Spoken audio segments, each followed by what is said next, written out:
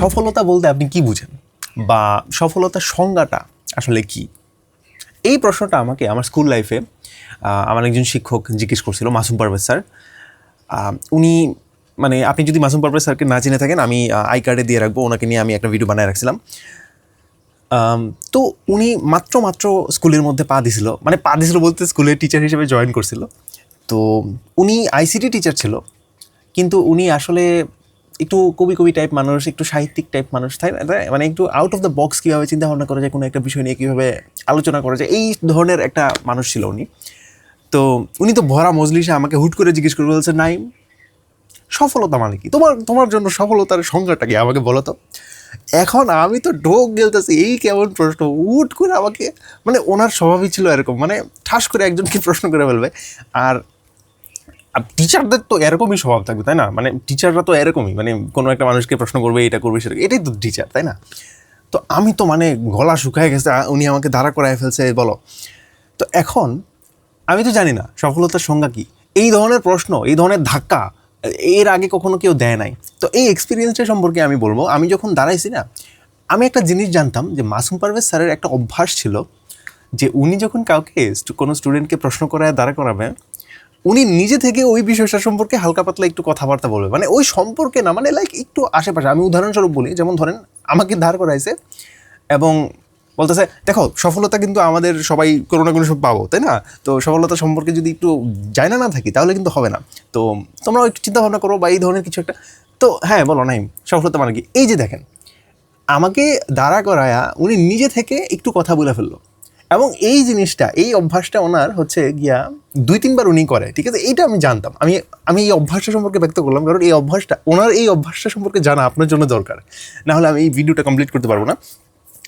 তো আমার মাথার মধ্যে এটাই চলতেছিল, যেহেতু উনি আমাকে প্রশ্ন করে ফেলছে, উত্তর তো দিতেই হবে, না হলে একটা লজ্জার ব্যাপার হবে যে আশেপাশের মানুষ। কারণ আমিও একটু কবি টাইপ মানুষ ছিলাম, আমি একটু লেখালেখি করতাম এই স্কুল লাইফ থেকে। তো আমি যদি উত্তর না দিব, আমার ইগোর মধ্যে লেগে যাবে, বুঝছেন? তো আমি তো ভাবতেছি, কিন্তু ভাবার জন্য একটু সময় লাগবে। তো আমি মাসুম স্যারের এই অভ্যাসটা সম্পর্কে জানতাম, এবং উনিও কথা বলা শুরু করছে। তো আমি ভাবতেছি যে মাসুম পারভেজ স্যার প্রত্যেকটা ব্যাচে বলতে মানে এই যে কথা বলা শুরু করছে, এটা একটা ব্যাচ। এই কথা বলার ব্যাচটার মধ্যে উনি 10 সেকেন্ড তো সময় আমি পাই যাব, তাই না? 10 সেকেন্ড উনি কথা বলবে, এরপরে এরকম উনি 2-3 বার করবে, 2-3 বার করবে। তো প্রথম দফায় তো উনি বলে ফেললো যে হ্যাঁ, সফল তো আমরা প্রত্যেকজনই হব, তো সফলতা নিয়ে একটু চিন্তা ভাবনা করা উচিত, তোমরাও চিন্তা ভাবনা করো। তো এই ব্যাচ কমপ্লিট, আমার মাথার মধ্যে এখনো কিছু ঢুকে নাই। উনি আবার আমার দিকে তাকায়, হ্যাঁ নাই, বলো সফলতা বলতে তুমি কি বুঝো, সফলতার সংজ্ঞাটা কি? তো আমি আমি তো আমি ভাবতেছি যে হ্যাঁ, প্রথম ব্যাচের কথাবার্তা শেষ হয়েছে, এখন ওনাকে একটু পুশ করতে হবে যাতে সেকেন্ড ব্যাচের কথাবার্তা, মানে থাকে না আলতু ফালতু এদিক সেদিকের কথা, এটা বলেন। আমি একটু পুশ করলাম যে স্যার, সফলতা কিন্তু কঠিন একটা টপিক। তখন উনি কিন্তু আবার কথা বলা শুরু, হ্যাঁ রাইট, অবশ্যই এটা কঠিন একটা টপিক, তাই না? কারণ সফলতা জিনিস তো একদিনে হয় না, এটা মানে গ্র্যাজুয়ালি এই জিনিসটা মানে এইদিক সেদিকের কথা আবার শুরু হয়েছে।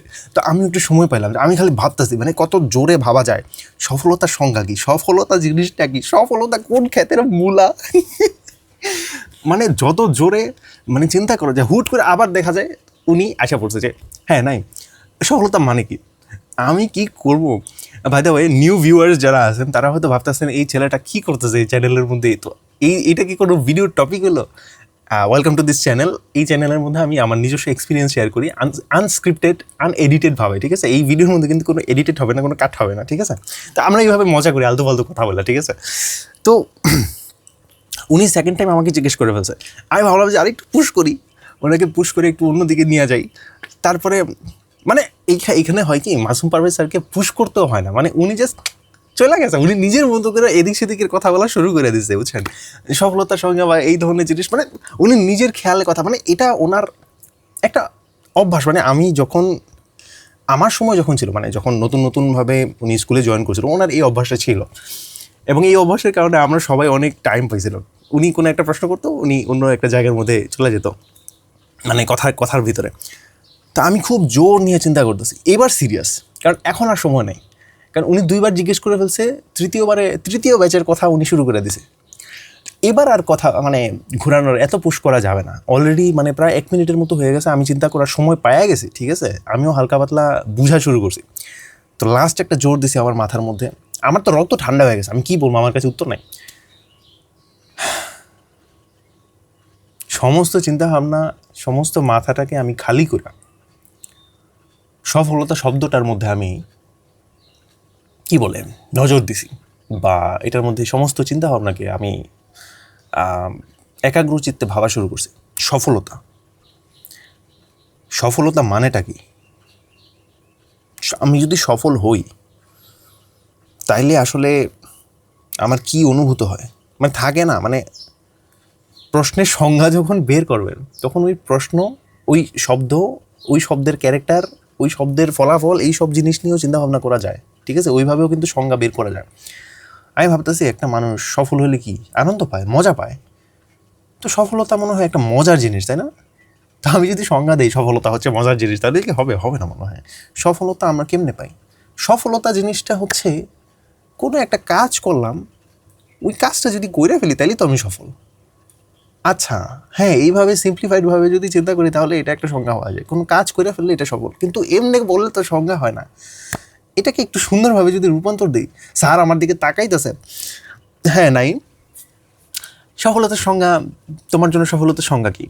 স্যার আমাকে বলে ফেলছে, এখন আর কোনো ব্যাগ নেই, ঠিক আছে? বহুবার ওনাকে আমি বহু ব্যাচে কথা বলায় ফেলছি, এখন জাস্ট তখন যেহেতু আমি হালকা একটা আবছা একটা সংজ্ঞা পেয়ে ফেলছি, তাই আমি ভাবলাম যে হ্যাঁ ঠিক আছে এবার বলি।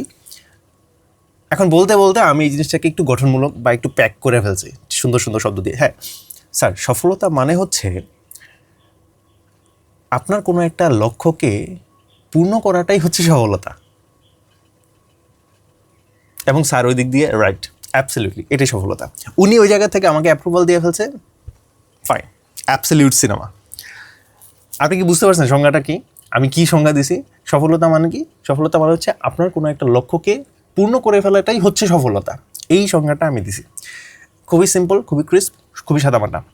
এবং দিস ইজ অ্যাকচুয়ালি একটা সংজ্ঞা। দেখেন, সফলতার সংজ্ঞা কিন্তু এক এক জনের কাছে এক এক রকম।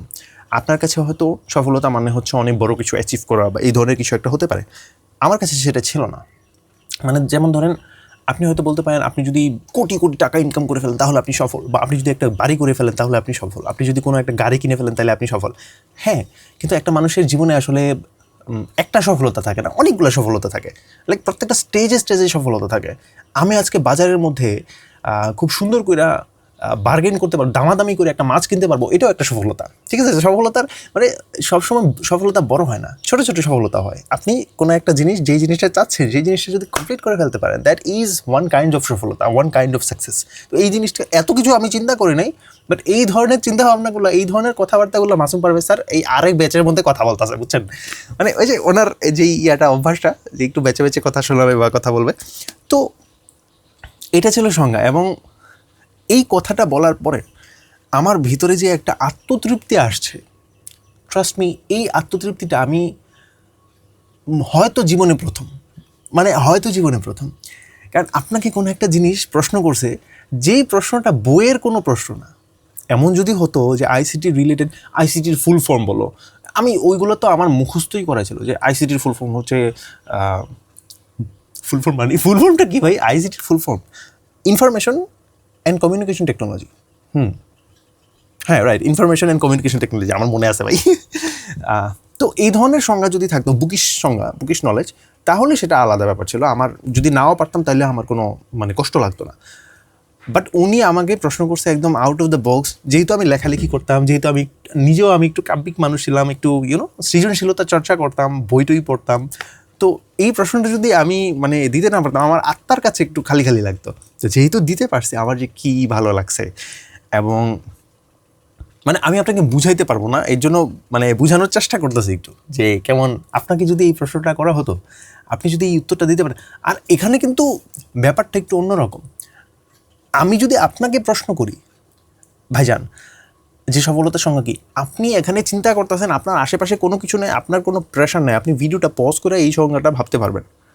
কিন্তু ওই সময় আমার কোনো পজ করার কোনো সিস্টেম ছিল না, আমাকে নিজে থেকে ওই সিচুয়েশনটাকে কন্ট্রোল করতে হইতো। মাসুম পারভেজ স্যারকে 2-3 বার আমি 2-3 ব্যাচে কথা বলা শুরু করেছি, ওইটাকে আমি ওনাকে সাহায্য করে, ওনাকে পুশ করে আমি ওই জিনিসটা করাইতে পারছি দেখে আমি একটু সময় বের করতে পারছি, ওই সময়ের ভিতরে চিন্তা করে ওই উত্তরটা দেওয়া। ওহ মাই গুডনেস, এটা আলাদা একটা চ্যালেঞ্জ ছিল।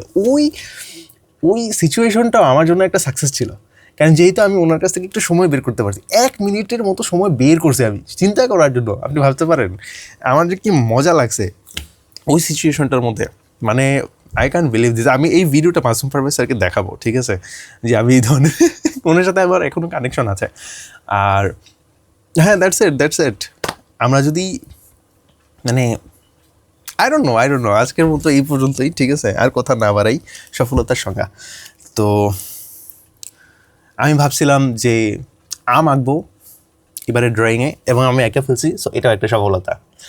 বাই দ্য ওয়ে, যারা নতুন viewers, maximum of you guys are new viewers, so আমি প্রত্যেক ভিডিওর লাস্টে দিয়ে, মানে প্রতিদিন আমি একটা একটা করে ছবি আঁকি, সেই ছবিগুলো আমি ভিডিওর লাস্টের মধ্যে দেখাই, ঠিক আছে। এটা হচ্ছে আজকের ছবি।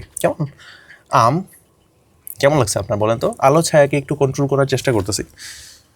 অবশ্য আমি যেটা দেখছি, আপনি যদি আলো এবং ছায়া এই দুইটাকে যদি কন্ট্রোল করে ফেলতে পারেন, আপনার ছবি এমনিতেই সুন্দর হয়ে যায়, ঠিক আছে। আপনি যেটা খুশি সেটা আঁকেন,